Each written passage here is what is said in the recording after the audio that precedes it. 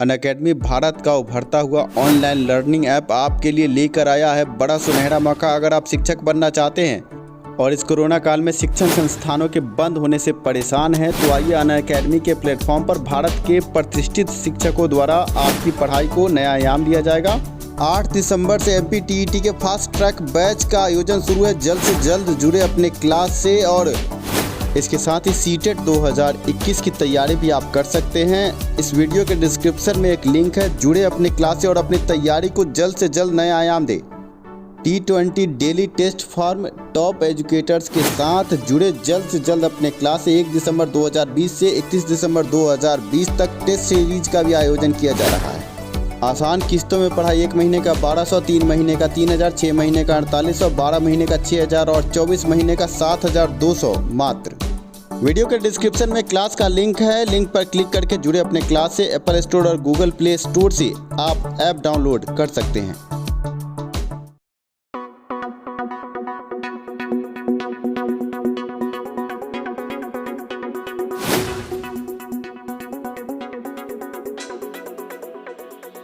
आप हैं शिक्षा सुधार रोजगार के साथ। मैं हूं नीरज। देश दुनिया राज्य की बड़ी खबरों से रूबरू आपको कराते हैं। आइए खबरों की शुरुआत करते हैं भारत बंद से। किसान आंदोलन और भारत बंद से। भारत बंद का आज मिला जुला असर देखने को मिला। पूरे भारत में मिला जुला असर देखने को मिला और बिहार में कई ट्रेन और यातायात साधनों को बाधित किया गया है। ऐसे में इस बंद से पूरा भारत प्रभावित नजर आया। आपको बता दें कि लेफ्ट, कांग्रेस और राजद का पूर्ण समर्थन इस बंद को और किसान संगठन, ट्रांसपोर्टरों के साथ विभिन्न दलों के कार्यकर्ता भी बंद के समर्थन में नजर आए।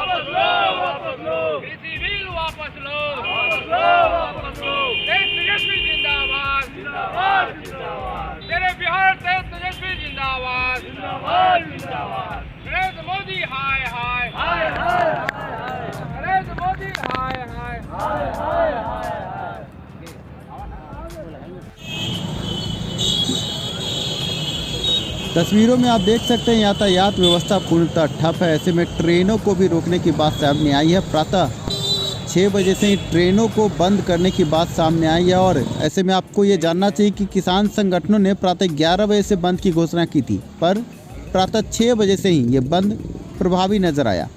बंद समर्थक किसान बिल वापस लो के नारे लगा रहे थे। आपको क्या लगता है आज के बंद का असर इस कानून के वापसी पर पड़ेगा? बहुत पड़ेगा। यहाँ तेजस्वी यादव RJD पूरी ताकत के साथ किसानों के साथ खड़ी है और ये रहेगी जब तक आपस नहीं लेंगे नरेंद्र मोदी एक किसान विरोधी कानून। ये जो कृषि बिल के खिलाफ आप यहाँ आंदोलन कर रहे हैं, आपको क्या लगता है कि इस कृषि बिल से क्या क्या हानियाँ? हानि नंबर 1 कि आप देखिए इसकी कानून बोल रहे हैं कि आप जो है किसी भी तरह के कोई भी खाद्यान्न खरीद सकते हैं। आप पेपर में भी आया था। इस पर किसी तरह का कोई कानून या पुलिस का अंकुश नहीं रहेगा। आप बताइए, जो पूंजीपति अगर मान ले कि अगर अनाज खरीद के रख ले स्टॉक में, अगर कोरोना काल में यही हाल हुआ रहता तो क्या भारत के गरीब ये खा पाता? नहीं खा पाता। ऐसे में आप सरकार से क्या मांग कर रहे हैं? सरकार से हम मांग कर रहे हैं कि आप पूंजीपतियों को जो बढ़ावा वाला जो कानून ला रहे हैं, गरीबों के जो मरने के लिए जो काला कानून ला रहे हैं, उसको वापस लीजिए। विभिन्न शिक्षण संस्थानों की परीक्षाओं पर इसका व्यापक असर पड़ा है। आपको बता दें कि आज कई संस्थानों ने अपनी परीक्षाओं को रद्द किया है। इसी कड़ी में आप देख सकते हैं 8/12/2020 की परीक्षा अब 19/12/2020 को होगी। जी हाँ, ललित नारायण मिथिला विश्वविद्यालय के अंतर्गत आने वाले कॉलेज की परीक्षाएं अब 8/12 को ना होकर 19/12/2020 को होंगी। ऐसे में मिथिला विश्वविद्यालय में आज होने वाली सभी परीक्षाओं को रद्द किया गया है। आज BEd की काउंसलिंग भी होने वाली थी और पेपर वेरिफिकेशन भी होने वाला था, जिसे अब आज की जगह 12 दिसंबर 2020 को किया जाएगा। पूरे बिहार में BEd काउंसलिंग की भी प्रक्रिया अब बाधित नजर आ रही है।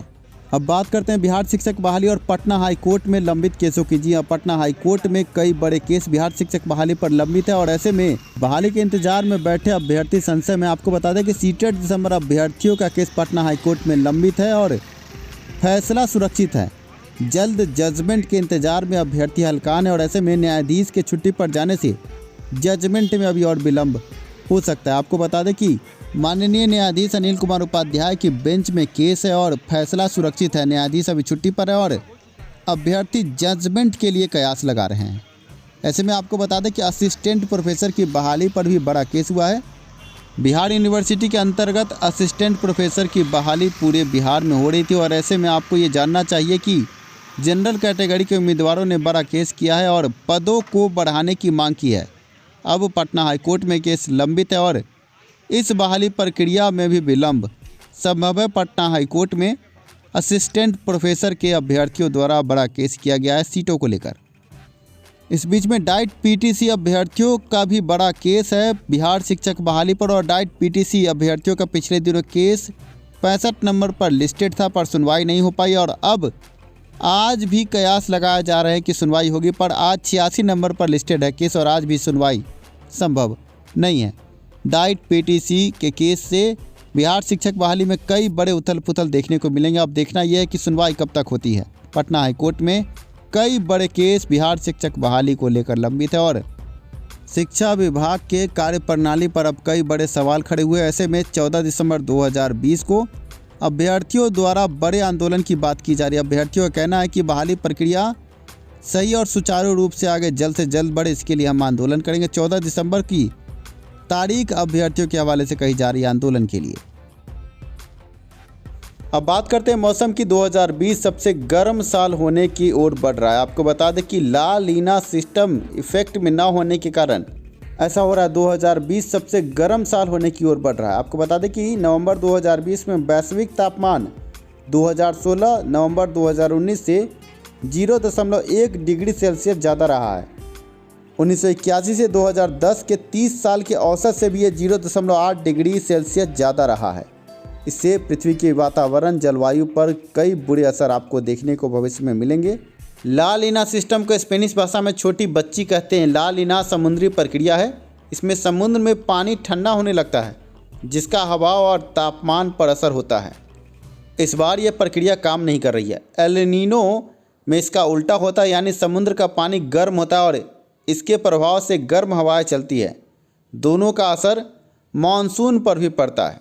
आप समझ सकते हैं कि भारत की खेती को मानसून कितना प्रभावित करता है। ऐसे में इन सभी का कारण प्रदूषण है। लगातार प्रदूषण का असर बढ़ता जा रहा है और बिहार में पटना के प्रदूषण पर एक बड़ा रिपोर्ट आया है जिसमें कहा जा रहा है कि धुंध और कोहरे के बीच में बिहार में प्रदूषित हवा का स्तर बढ़ा है। जी हाँ, ऐसे में मौसम विभाग की तरफ से ये जारी किया गया आंकड़ा है कि बिहार में प्रदूषण का स्तर लगातार बढ़ता जा रहा है। ठंड और कोहरा आने वाले दिनों में आपको देखने को मिलेगा। ठंड तापमान में थोड़ी बहुत गिरावट आपको देखने को मिलेगी। मौसम के बाद अब बात करते हैं ट्रेनों की। जी हाँ, बिहार में कई जोड़े डेमू और मेमू ट्रेन चलाने का रास्ता साफ हुआ है और अब कोरोना काल में कई डेमू और मेमू पैसेंजर ट्रेन आपको चलता हुआ नजर आएगा। इंडियन रेलवे ने 4 जोड़ी MEMU DEMU passenger special train आज से चलाने की अनुमति दी है। पटना से दरभंगा के लिए भी मेमू ट्रेन। पूरी खबर क्या है? यात्रियों की सुविधा के लिए मंगलवार से 31 दिसंबर तक 4 जोड़ी MEMU DEMU passenger special train का परिचालन शुरू हुआ है।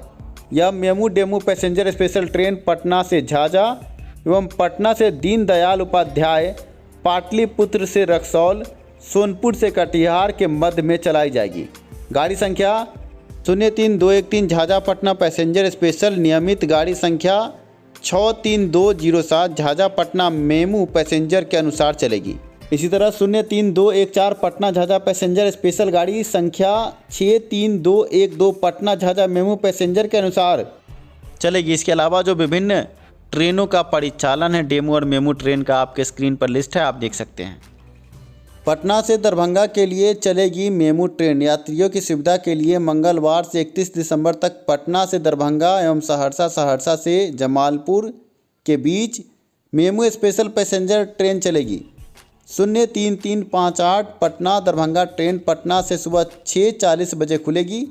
वहीं 03357 दरभंगा पटना दरभंगा से शाम 3 बजे खुलेगी। 03360 पटना सहरसा पटना से सुबह 6 बजे एवं 03359 सहरसा पटना सहरसा से शाम 3 बजे खुलेगी। इन नए डेमू और मेमू स्पेशल ट्रेनों के चलने से अब यात्रियों को काफ़ी राहत मिलेगी। ट्रेनों के बाद अब बात सड़क परिवहन की। गांधी सेतु का दूसरा लेन 2022 तक बनकर तैयार हो जाएगा। साथ में समानांतर पुल भी बनना शुरू होगा।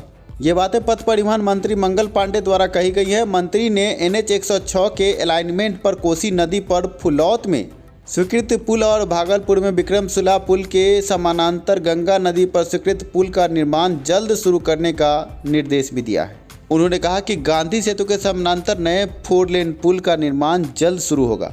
इसके अलावा उन्होंने NH 104 और 106 में चल रहे निर्माण कार्य में तेजी लाकर जल्द पूरा करने की बात भी की है। 15 ROB के निर्माण कार्य में आ रही अड़चनों को रेलवे के साथ समन्वय समिति स्थापित करके दूर करने का निर्देश भी उन्होंने दिया है।